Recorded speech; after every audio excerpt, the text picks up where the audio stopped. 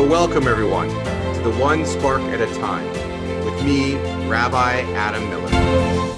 A Jewish mystical legend tells that during creation, something broke and shattered, scattering sparks of divine holiness around the world. It is our responsibility to do acts of tikkun olam, to repair the world around us. Each time we do a good deed, we are gathering one more of those sparks, making the world a little more whole and holy. Today, it is a great pleasure to have with me an individual who is doing this sacred work of repairing our world one spark at a time.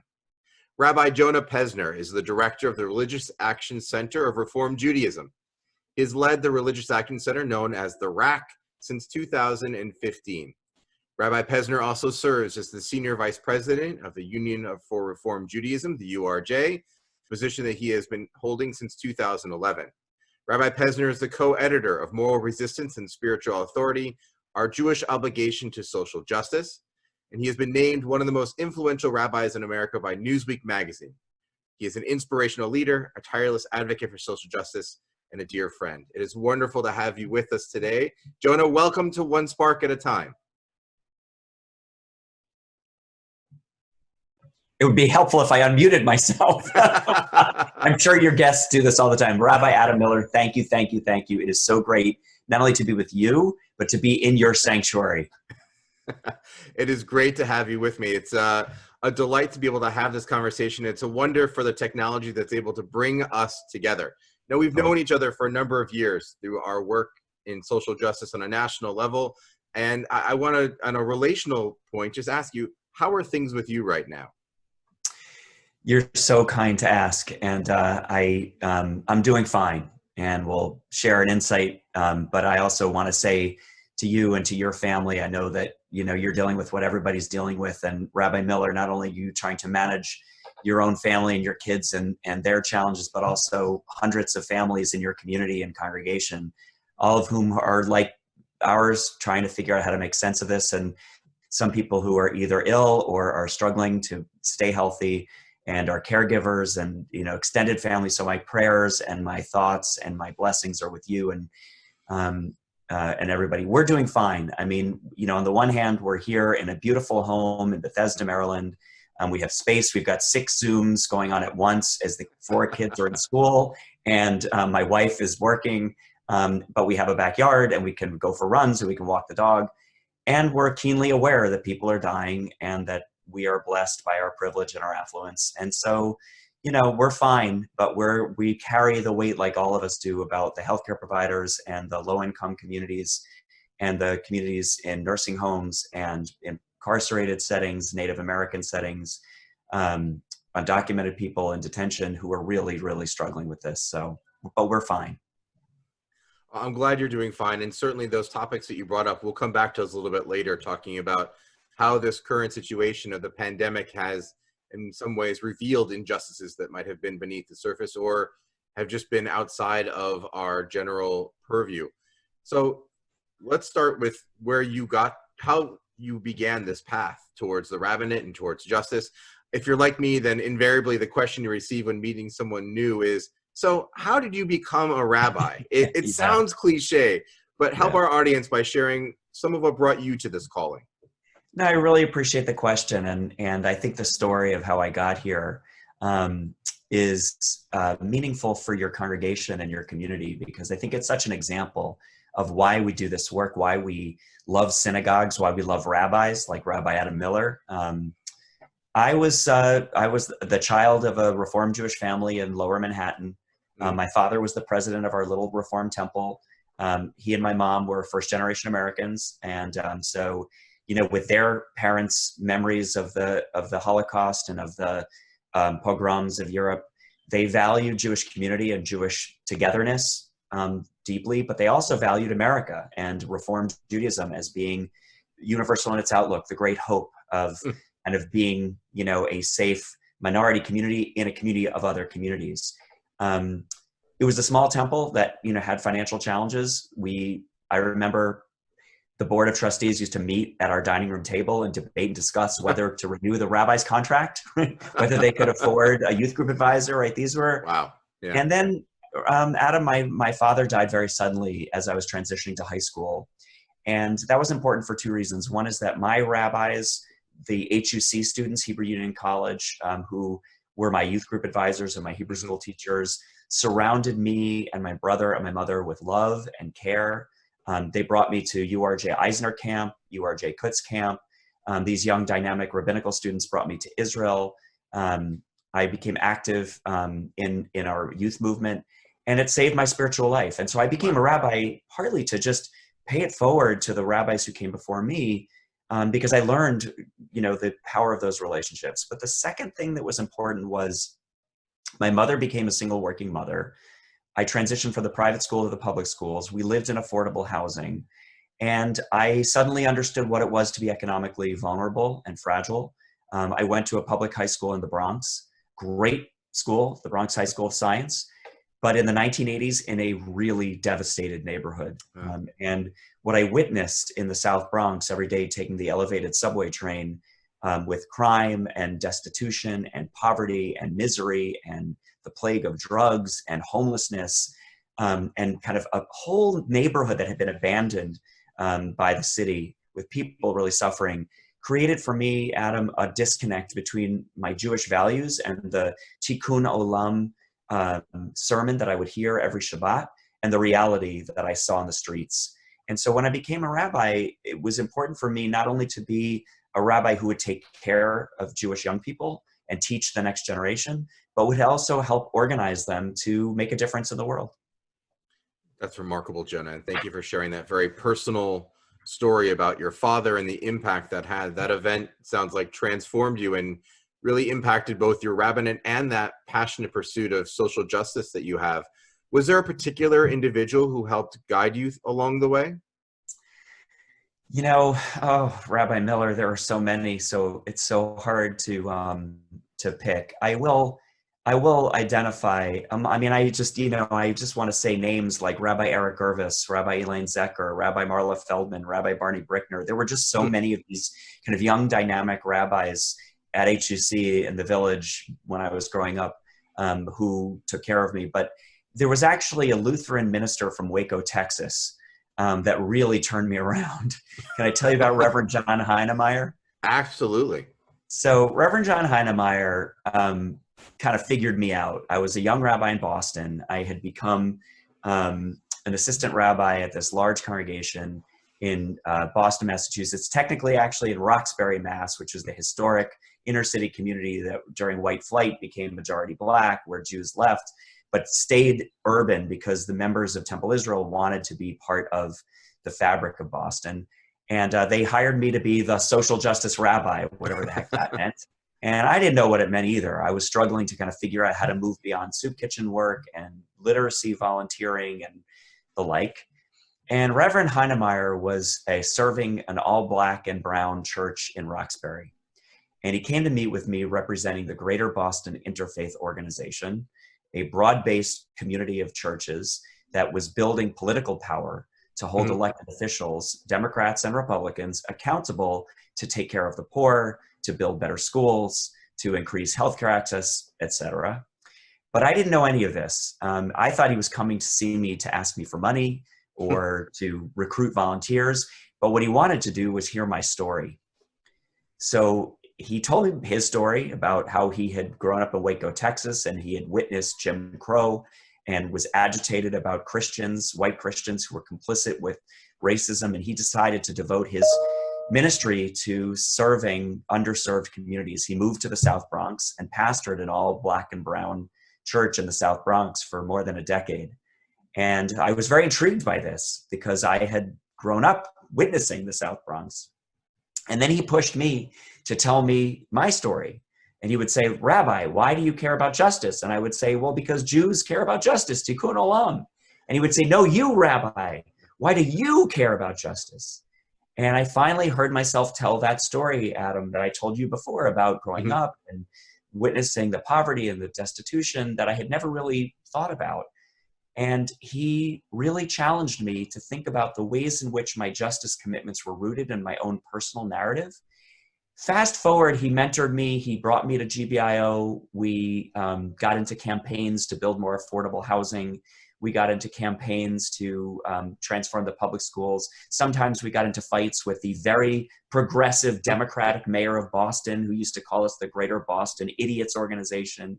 And I learned from Reverend Heinemeier that it isn't enough just to have your synagogue or your church serve the poor, but actually to organize power with the poor and with people across lines, rich people, poor people, Black people, white people, suburban, urban, to come together with shared values and amplify those values in the public square and hold electeds accountable.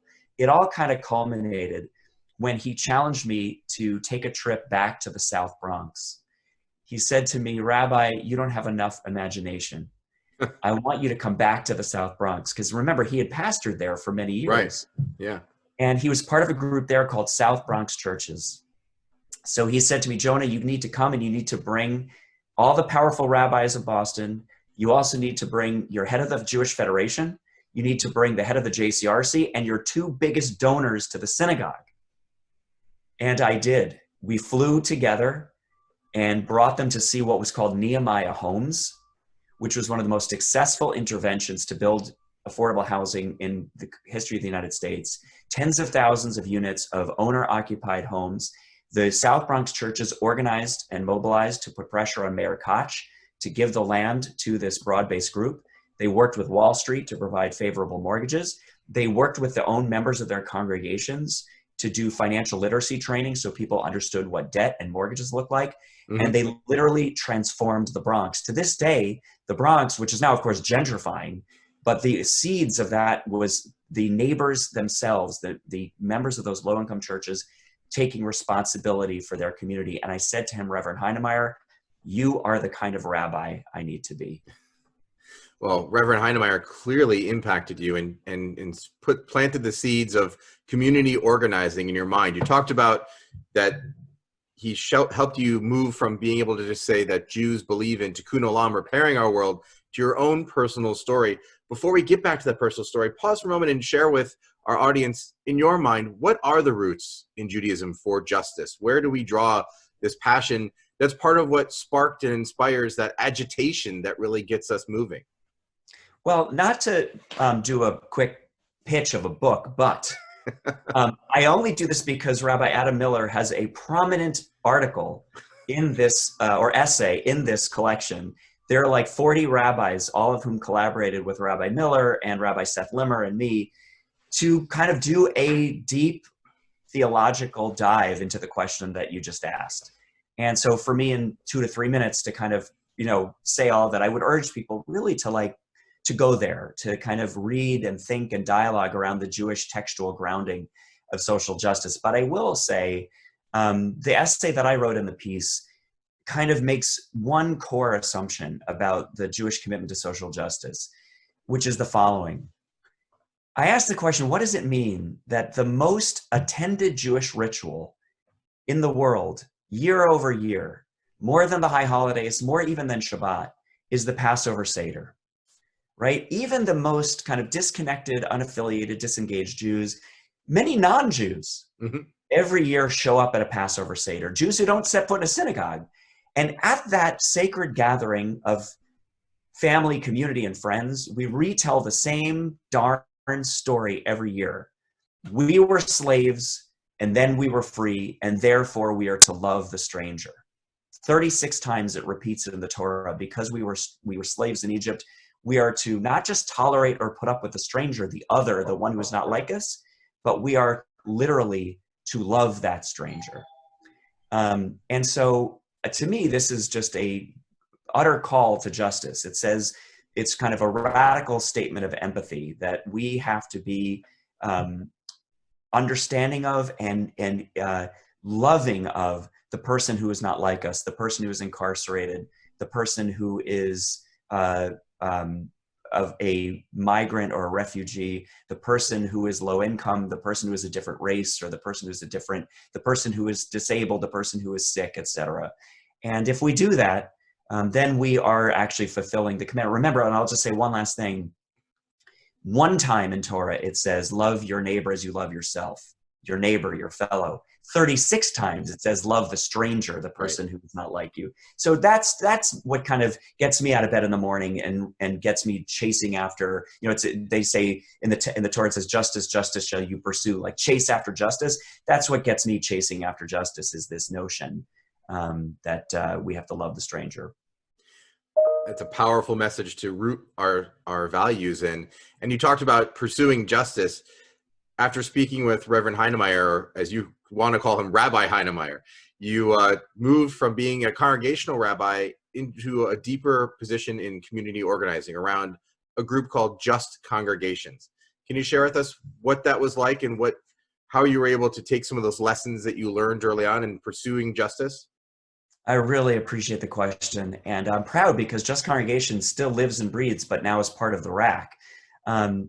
So the Religious Action Center has this kind of storied, many-decade history of largely being our policy advocacy arm in Washington, D.C., and a little bit, Rabbi Miller, you got to hang on. There is somebody at my door. Can you talk to the crowd for a second? I'll be right back.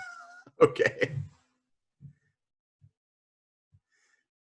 So for those who are in our audience, I see the questions. And for those who are on the podcast who didn't catch it before, the book that he was holding up was More Resistance and Spiritual Authority, the book that Rabbi Pesner and Rabbi Limmer, who was our guest 2 weeks ago, co-edited.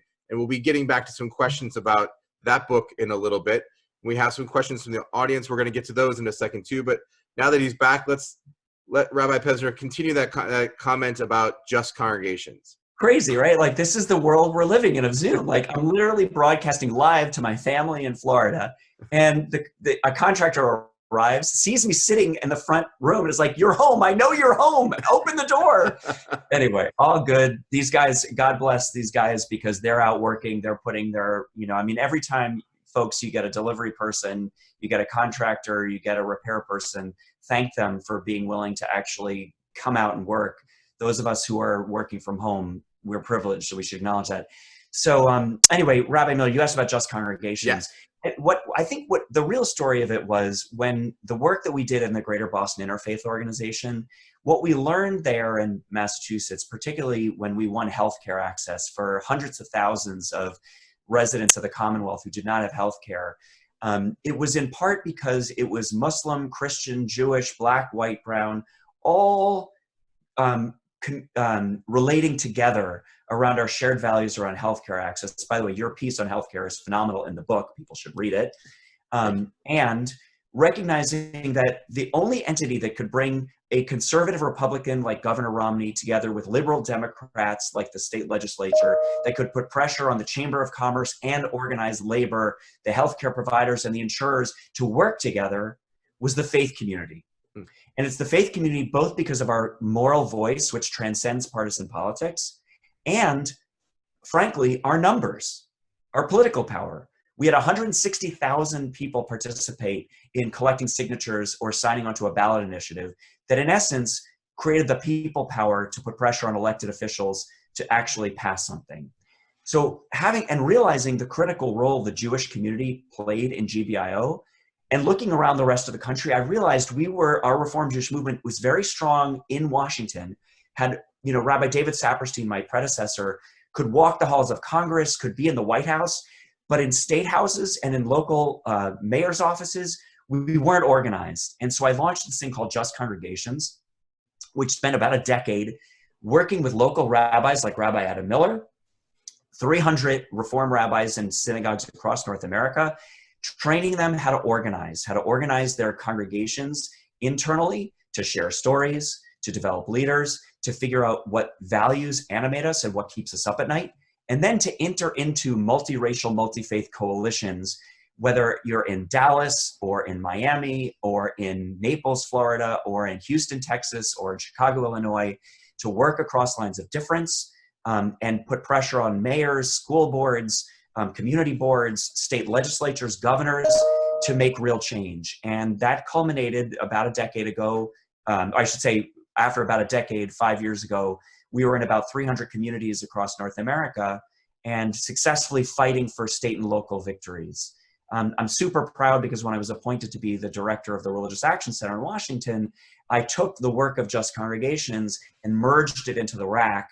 So the RAC is now able to work on a national level in Washington, on a state level in states across the US, including Florida, which we should talk about, and in local communities all across the country, you know, cities doing work in, you know, the south side of Los Angeles or, you know, in New York and the Bronx and everywhere in between. We can certainly get to talking about Florida. I want to pick up on a theme, though, that you've identified for us, which is that it's one thing to go out and wave the flag, to do one-off social action programs or say, here's the problem. It's another thing to establish relationships and partnerships that lead to lasting solutions. You've talked about the importance a little bit of not just giving money, but investing in the relationships that we have with others. Go a little bit deeper on the importance of relationships in repairing our world. No, I love the question, Rabbi Miller, and it so embodies who you are because you're all about the relationships. It's really easy to think of social justice as like, quick, solve the problem, skip to the issue. And it's really flawed, and I'll tell you why. On so many levels. Number one, it alienates a lot of our people because we're a politically diverse community. And so when you skip to the issue or the solution, you leave people out who may not feel part of the problem or feel part of the shared values. Part of why we do so much listening and dialoguing and relating is to bring people in and learn more about what the problem really is and what the potential solutions are and what our shared values are. The reason we got to universal health care in Massachusetts is we actually listened to conservative Republicans. We listened to people who believe in free market. We listened to healthcare providers. We listened to small business owners and brought them into a process so that by the time we landed on Romney Care, it was reflective of broad shared values and broad shared solutions.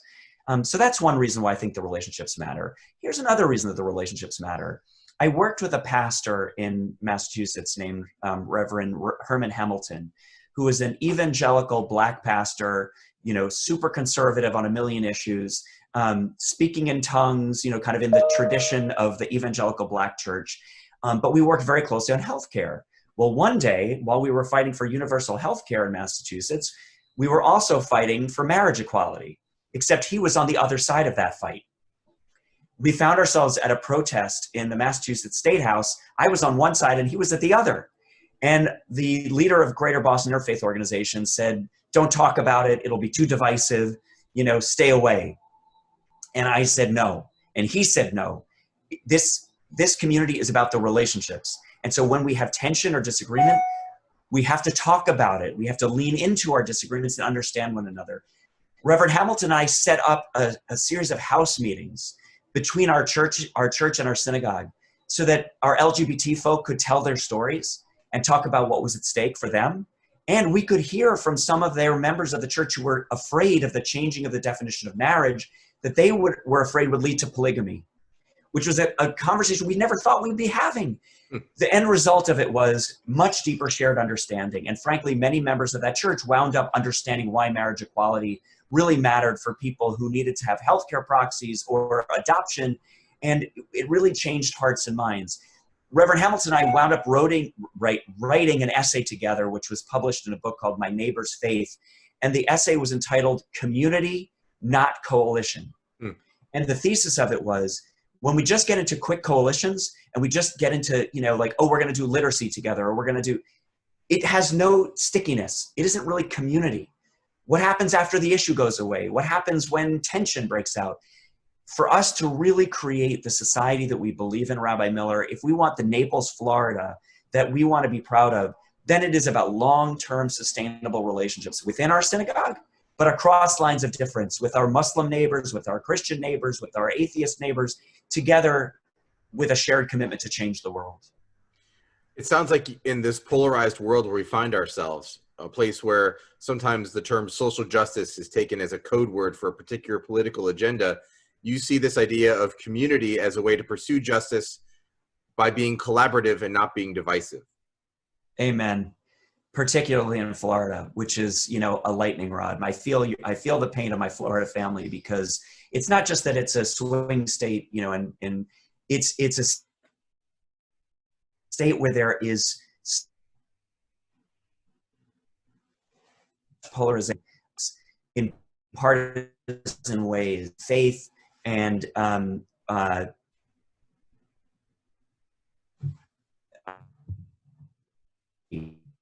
Rabbi Pesner, we're losing your connection a little bit. I think we're sides of issues that heard about social justice. Rabbi, I lose you? Yeah, we lost your feed for a moment. You're frozen on the screen here. Can you hear us? Rabbi Pesner?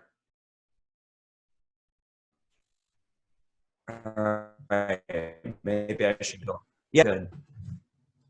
Yep, can you hear me? Yes. I am fine. Okay. And I do.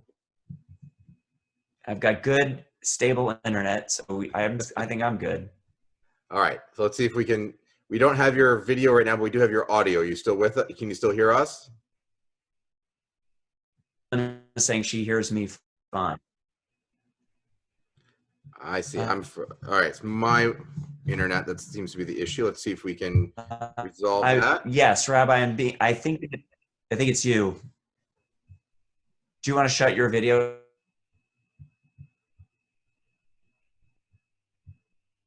For a minute and see if you can get more stable internet. I'm going to keep going because people are texting in the chat that they can hear and see me, but they just can't hear and see Rabbi Miller. Now I have you back as well.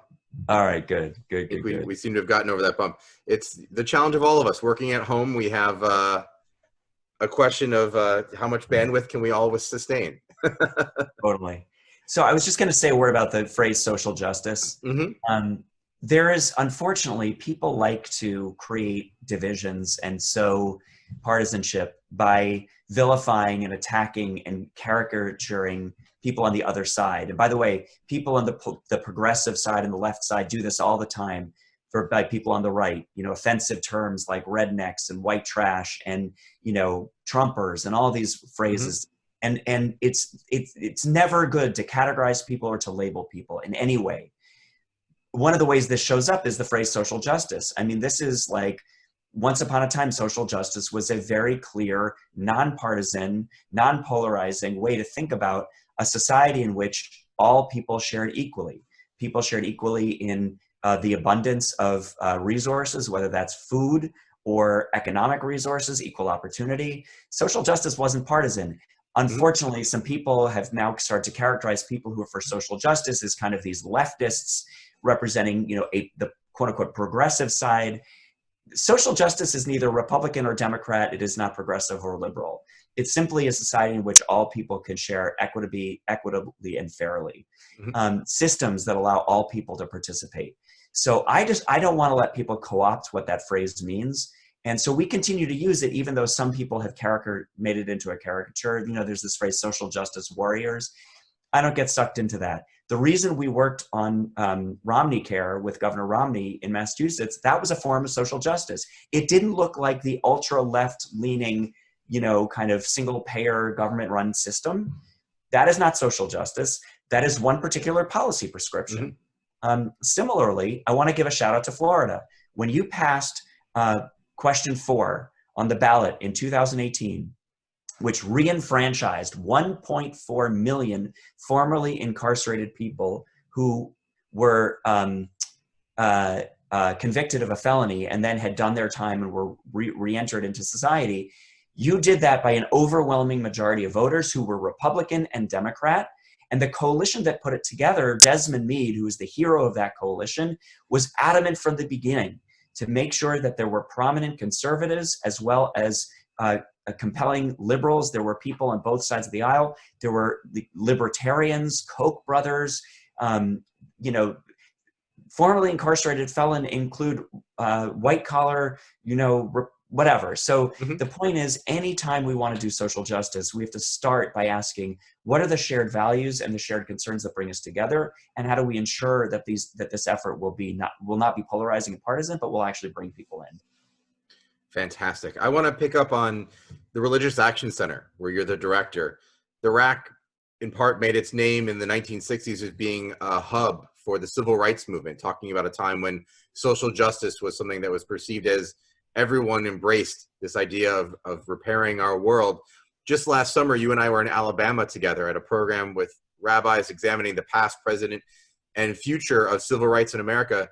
From your view, 55 years after Dr. King shared his dream, 50 plus years after the Civil Rights Act pieces were written inside the offices and space at the Religious Action Center, where do we stand today as a nation with regard to racial justice? Oh, it's a huge question, and I love that you asked, and thank you for being part of that cohort, Rabbi Miller, that journeyed with us to bear direct witness to the history of the civil rights movement and the Jewish role in that movement.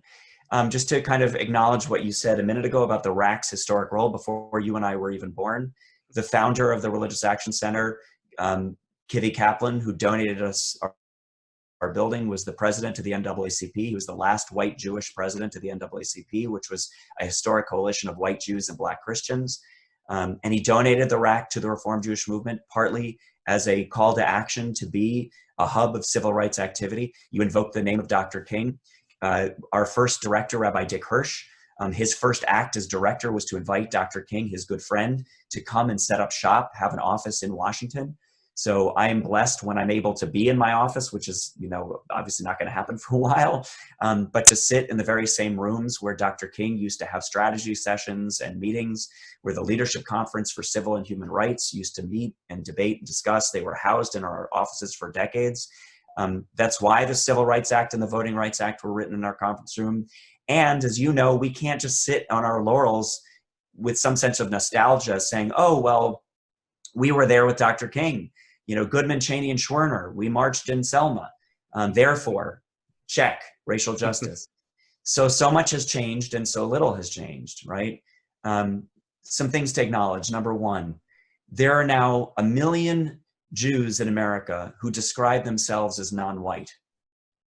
So of the 7 million Jews in America, somewhere around 1 million would describe themselves as not being white. That may include Black Jews, brown Jews, Latino Jews, Asian Jews. It may mean Mizrahi, Middle Eastern Jews, Jews of all hues. It may even include some Jews who are phenotypically white but don't consider themselves part of whiteness. But it is to acknowledge that the kind of 60 years ago world of Black Christians and white Jews is a false dichotomy, right? So we're talking about racial justice partly, and I say that, Adam, because there are tens of thousands of Black and brown Jews who experience racism in their own synagogues, in their own preschools, in their own Jewish summer camps, in their own youth movements, in their own JCCs, in their own federations. And I would commend people to visit the RAC or the URJ website and read the very, very compelling blog posts and essays by Jews of color. Just this past week, Chris Harrison, who is a member of the URJ staff, wrote a blog about how Black Jews or Jews of color are experiencing racism during COVID-19, and lifted up voices like Dietra Reiser, who is one of the leaders of the racial stamina effort in some of our Reform congregations, or Yolanda Savage-Narva, who is the vice chair of our Commission on Social Action. All three of them tell literal stories of what it is to be a Jew of color during the pandemic. So that's the first thing just to recognize, is that we're not just still dealing with policies and systems of racism. Our own Jewish community is struggling with its own racism. We have these kind of classic horror stories that we hear of a woman who comes to Shabbat every week, of a synagogue on what she serves on the board, who is African-American, and the greeter who welcomes her, who's there just once a year when they are fulfilling their obligation to greet, will say, oh, hi, welcome. What brings you to Temple Beth such and such? And this African-American Jewish woman says, well, I come every week, but you don't know me and you're assuming because I'm Black that I don't belong here, right? Or the bar mitzvah boy who came off the bima, who is a young Black Jew, and the caterer hands him a serving tray and says, go serve because the assumption is if you're Black in a synagogue, you must be on the catering staff, and. So that's number one. Number two, 2.1 million Americans are incarcerated at any one given time. And in that population of incarcerated people, 1 in 17 white men in America go to jail, while 1 in 3 Black men go to jail. So just think about the racial disparities. This is in 2020. You or I as white men have a 1 in 17 shot of being incarcerated.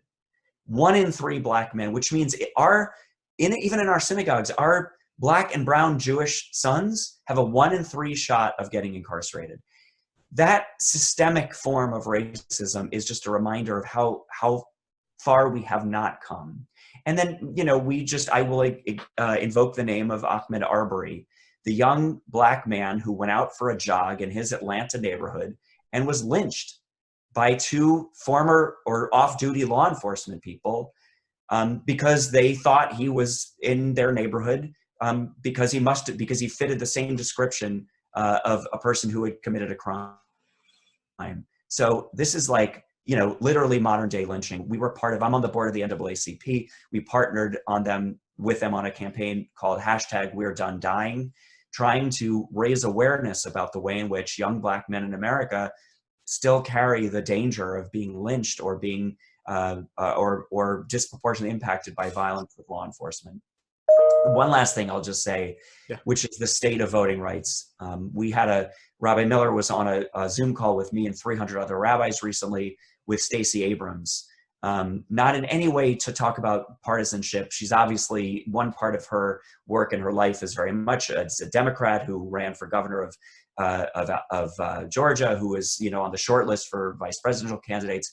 But the other half of her work has been nonpartisan efforts to beat back voter suppression. The Voting Rights Act was written in the RAC's conference room, so it's personal to us. And in 2012, the Supreme Court, in a very problematic ruling, issued Shelby v. Holder, which was a lawsuit that in essence claimed that because of decades of progress, the protections of the Voting Rights Act were no longer necessary. Well, in a terrible, terrible ruling, Justice Roberts, who wrote the majority opinion, basically said preclearance, which is the critical part of the Voting Rights Act, which basically said in any state like Florida that it had a historic record of voter suppression based on racial lines, couldn't change their voting rules without preclearance from the Department of Justice and the Civil Rights Division. Justice Roberts, in a very problematic majority opinion, basically said, things are better now. So we don't need preclearance anymore. Now, if you haven't read it, Ruth Bader Ginsburg wrote what will go down in history of one of the great dissents of all time. She said, Justice Roberts and the majority opinion was a lot like if you're standing in a rainstorm holding an umbrella and you say, gee, I don't need the umbrella anymore because I'm not getting wet. Right.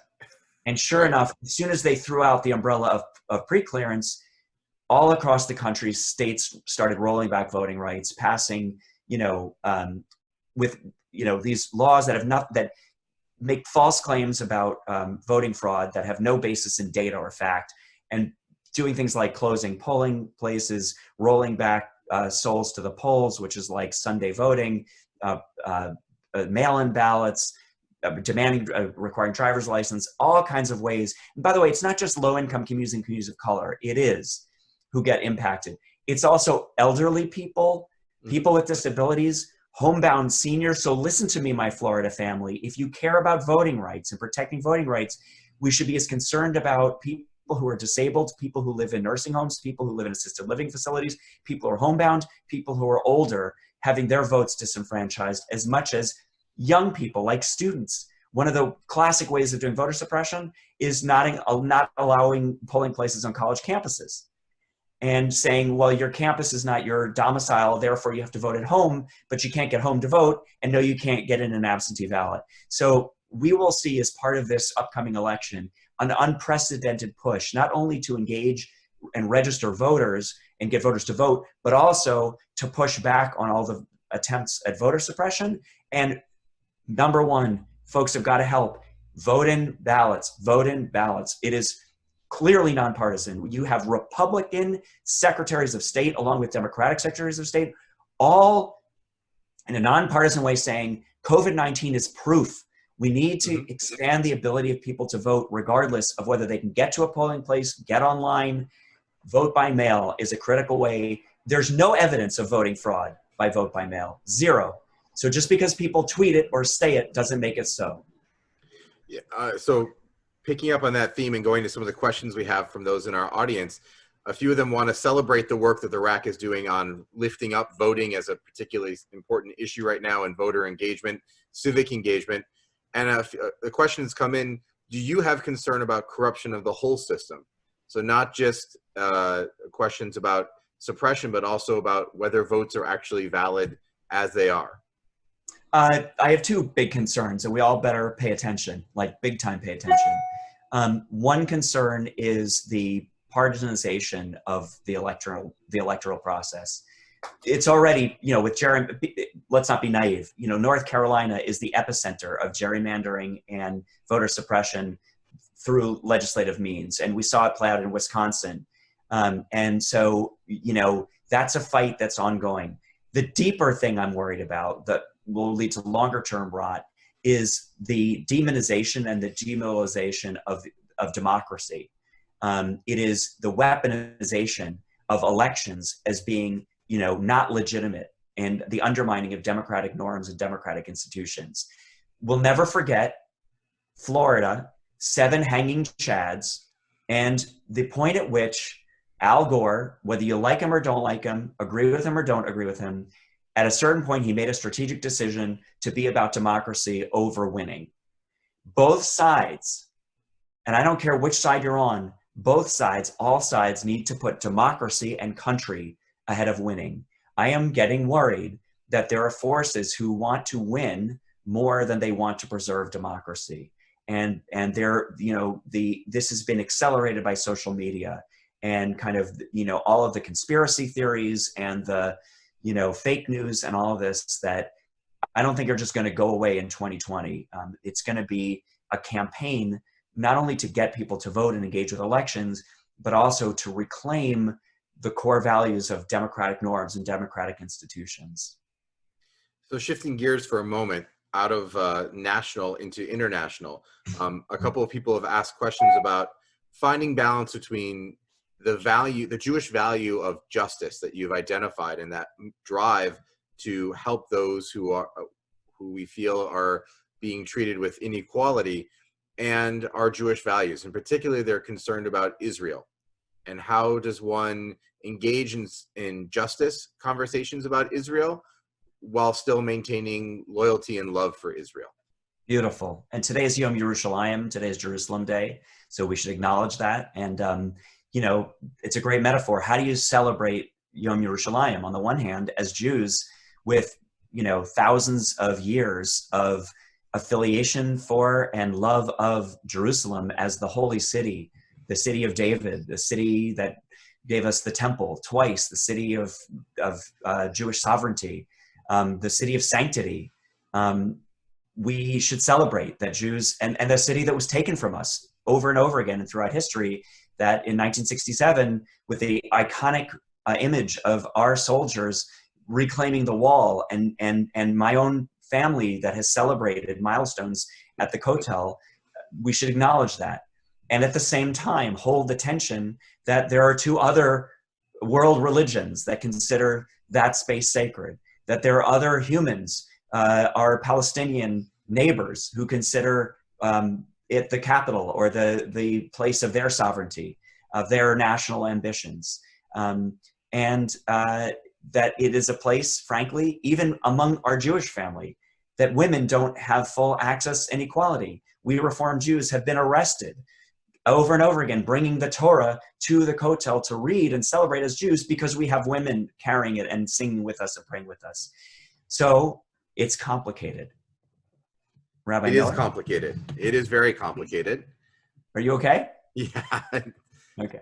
I don't know if everybody could see, but we just saw a wonderful double take of Rabbi Miller go down in stature, but suddenly come back. I was lowering myself before you in honor of your great teaching today. Good save. Good save. Yes, it's another tech thing. So we've talked a little bit about COVID-19 kind of around these different conversations, and clearly this pandemic's going to have an impact far into the fall, into the winter, which means it will be impacting us in a number of different ways. How has this impacted the social justice work that you do? And how has it revealed opportunities to address inequalities that may have already been there? Yeah. I mean, thank you for the question. I think it's been, it's horrible. is the bottom line, because people are dying. And we're on the verge. I just want to acknowledge, next week will mark the milestone of 100,000 humans who lost their lives in the United States. And whatever your politics are, it's arguable not all of those people needed to lose their lives. So it's utterly tragic. And the burden on our healthcare workers and our systems are just, horrendous. And to acknowledge what people may know, but to really underscore it, it's disproportionately impacting people of color, people who are incarcerated, people who are in nursing homes, people who are have suffered with disabilities, migrants and refugees, Native Americans. So it, as you said, Rabbi Miller, it lifts up the inequalities. The fact that we don't have a functional healthcare system in the United States is that we don't have a social safety net, we've been underfunding everything from the IRS, so people can't get their emergency refunds, all the way to the unemployment offices, which became punitive as opposed to safety net programs. And the list goes on and on and on.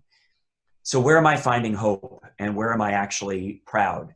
Number one, our congregations who were working on issues of racial justice, of immigrant justice, of economic justice before COVID-19 have found ways to lean into and leverage COVID-19.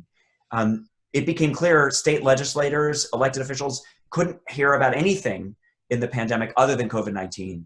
So we started mobilizing to advocate for early release of nonviolent offenders from prisons, release of people who were in the system but had not yet been convicted of crime. We've been fighting against bail bond for years as an inequality. It's a way to punish the poor, basically. But get those folks out of jails. Like you can require people to come back for court appearances, but you don't need to keep them incarcerated, which is a petri dish and frankly a death sentence, right? Making sure that kids who are separated from their parents because they're migrants or refugees and now in detention don't wind up getting murdered because they're suffering in small spaces with COVID. Making sure that resources are flowing to Native Americans and our Native American communities. Making sure that homeless people, we have millions of unoccupied hotel rooms and millions of people sleeping on the streets. So we've worked with state and local decision makers to get people who are homeless into hotel rooms so that they're safe during the pandemic. The list goes on and on and on. The second thing that gives me hope and that I'm proud of is the civic engagement campaign. Rabbi Miller, I was really worried that our people would say, we can't be bothered with this. We have to take care of COVID. We have to take care of our people. We have to figure out how to get Shabbat services online. We have to figure out the high holidays. To a T, people have said, we have to do that. And this pandemic is proof why we need competent, data-driven, effective elected officials at every level, in the White House, in Congress, in the governor's mansions, and in mayor's offices. And therefore, elections matter. And so people have just doubled down. We had the launch of our civic engagement campaign just the other night. Many of your folks were on. We had to shut the Zoom because 1,000 people came in and crashed the Zoom. We had 5,000 more watch on the Facebook Live, and we had hundreds and hundreds of people make real-time commitments to leading our civic engagement work, which will have its epicenter in Florida. So thank you to my Florida family. There's a leadership team that's already formed. It's talking about the realities of COVID-19 and how to acknowledge them and deal with them, but also how to make sure that our Florida Jewish community leans into the 2020 election. Well, through all of this, Rabbi Pesner, your drive and enthusiasm for your work are remarkable. What keeps you motivated and what keeps you going besides coffee that's pushing you forward at this point? I must admit, especially for all of your members who are New York transplants, I don't know if you recognize. I saw that earlier. Yeah. Okay. So this is the iconic little coffee cups you find in New York, the blue ones. Yes. Correct. And I don't know if they still actually have them in the delis and the coffee shops, but they do sell them at the Museum of Modern Art. So go figure.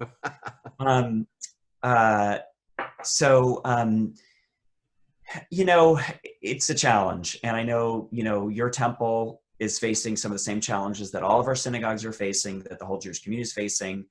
We're at a time when our folks are sick and are dying. We're at when our people are getting laid off. We're at a time when our resources are going to be fewer, not greater, both because, all the reasons. And so I'm motivated both out of fear and anxiety of those who will suffer if we don't get out of bed in the morning and get back to work. I can't go to the hospitals and help. I can't go to the homeless shelters and help. That's not that's not my gift that I can bring. The gift that I can bring is the gift of organizing my Jewish family to show up and to be relevant, and to build its power both on a political level to make systemic and legislative change, but also to not underestimate the ways in which the small acts of grace, every synagogue in our movement that's making sure that homebound seniors and people with disabilities have food that's being delivered, that people have pastoral care, that people who are in nursing homes and assisted living facilities are being cared for. God bless our rabbis who are figuring out how to do Shiva calls and hospital visits via Zoom and FaceTime. All of this stuff really, really matters. Fantastic. I want to finish up with one last question for you, and kind of shifting back. We've been talking recently a lot about national and local politics and how the things that people can do. But as we began today, we started talking about your own personal story and how it was that experience that you had as a young man really helped shape your drive to be a rabbi, and what you saw, how that impacted your desire to repair our world. Thinking about your own experience, Rabbi Pesner, what would you say to those who see areas of need and need that push to be able to motivate them to start realizing that they too can make a difference? Thank you. I love the question. What I learned from Reverend Heinemeier is that everybody has a story. When he first asked me, I thought of myself as like this very lucky, very privileged person, who never lacked for nothing. But everybody has some story, some reason, something inside of them that motivates and drives. And truly, every person can make a difference. I will be honest about my bias. My person is that every person can make a difference. And the bigger the difference is based on the number of people we engage with. I'm not a big believer. I'll, as we're heading to the end of this, I want to share this classic midrash. There's the story of Nachshon, right? That many of your viewers may know, right? It's this, story of when we're at the sea, we've been freed from slavery in Egypt, and the Egyptians and Pharaoh are coming up behind us because they want to capture us back and bring us back into slavery. And the Red Sea is before us. And the Israelites start crying out, and they say, Moses, did you bring us all this way just to drown in the sea? And Moses starts praying to God, God help us. And God is yelling at Moses saying, Moses, why are you praying? It's a time to take action. And amidst all this chaos, this guy nobody ever heard of before, Nachshon, starts walking into the sea. And it's this story about his faith, his courage, his leadership, that when he gets all the way in the water and the water is about to bubble up above his nose, then the sea parts. And it's this kind of wonderful story about courage and leadership and heroism. But what people don't realize is there is another midrash in the same collection right after that says Davar Acher. There is another interpretation. And that other interpretation says, no, it's not when Nachshon alone went into the water. It's when every single Israelite, every Hebrew, the men, the women, the children, all together entered into the sea. That's when the sea parted. And it's a great parable about how we can only really reclaim the society that we believe in. We can only rebuild democracy. We can only bring about social justice. We can only do tikkun olam, really repairing and healing that which is broken as a world, when we do it together. And the way the two stories work together is sometimes you need a Nachshon to lead, but you need everybody to come and follow.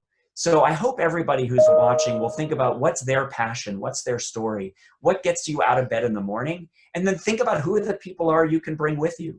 And a great example, I think, is back in 2018, which was this whole ballot initiative in Question 4. Desmond Meade went around telling his story to all of these synagogues about how he had been incarcerated and he had done his time and then he couldn't vote, and how he had pulled himself up by his bootstraps to reinvent himself.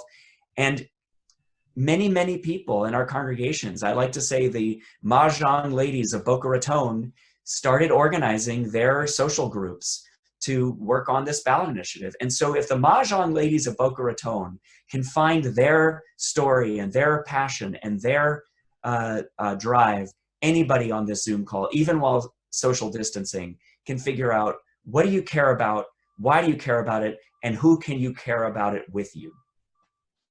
Beautiful way to end. Thank you for sharing that midrash and that powerful message that actually transitions us also into this final piece for us, which is we each time like to focus on the fact that during COVID-19, we have an awareness of our blessings as well as a heightened sensitivity to those in need around us. I think you've shared with us the inspiration we need to go out and do something. And I think you've also shared with us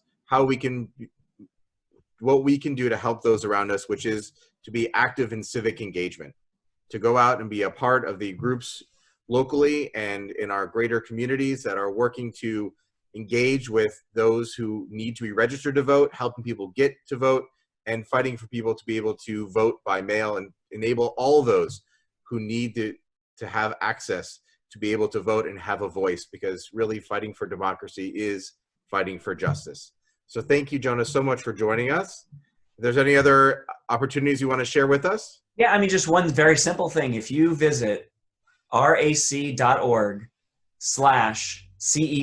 which stands for Civic Engagement Campaign, so that's rac.org/CEC, it's a quick sign up. You can, there's going to be a local Florida component to the Civic Engagement Campaign, but if you just give us your name and email, you'll start to get information about how you can be part of the Civic Engagement Campaign. And the campaign is highly individualized. You can do a lot, or you can just commit to vote. But everybody visit our website, rac.org/CEC, and commit today.